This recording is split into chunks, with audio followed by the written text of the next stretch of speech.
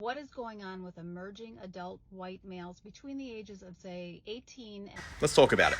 What's going on with men? And it's not 18 to 25-year-old white men. It's all men from all races, all ethnicities, all cultures, all religions. It's just men, full stop. From about 14 years old, maybe even younger, all the way up until 50, maybe a little bit older. I've worked with a lot of different men in that age bracket.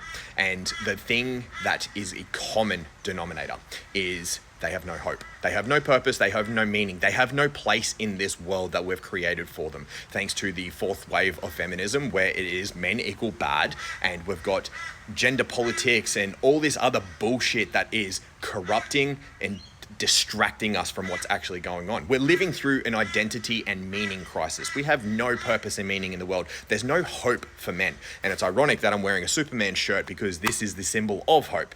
Men have no hope in the world because if you step out of line, God forbid you step out of line, you're going to get shit on by everyone. Men are terrified to do the wrong thing, even though the entire infrastructure that we live upon, this entire system, infrastructure, education paradigm, hospitals, roads, police, everything is made by men.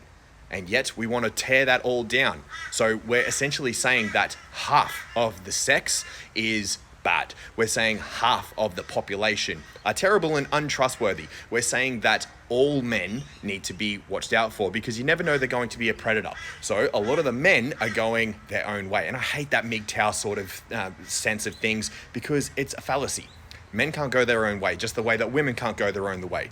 Everyone needs everyone else. The world that we have is corrupted thanks to modernity, thanks to comfort, thanks to ease of access of technology and everything else at our fingertips.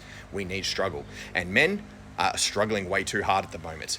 Oh, poor me, poor men, poor. Yeah, exactly. Men are killing themselves faster than anyone else. In Australia, 6 out of 8 suicides every single week are men.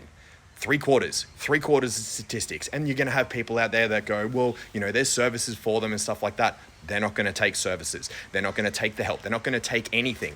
I have been reaching out to men for years, trying to get them to get on top of their mental health, to get some purpose and meaning and impact in their lives, to be able to build some hope. And they don't want it.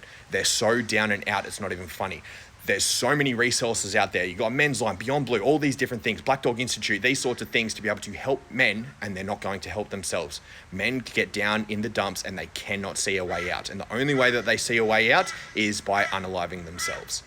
Men have no purpose, no meaning, no hope.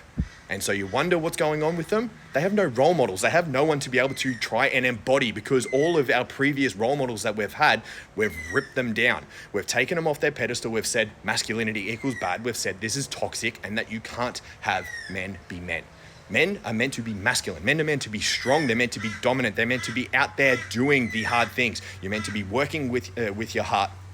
You're meant to be working with your hands. You're meant to be working with your head. And yet we have taken men off the playing field and we've said everything that you do is fucking pointless. And that's where men come from. That's the level of masculinity at the moment. Men don't want to be men. Men don't want to be men so bad that they transition to be women. How about that? That's where I'm going to leave that.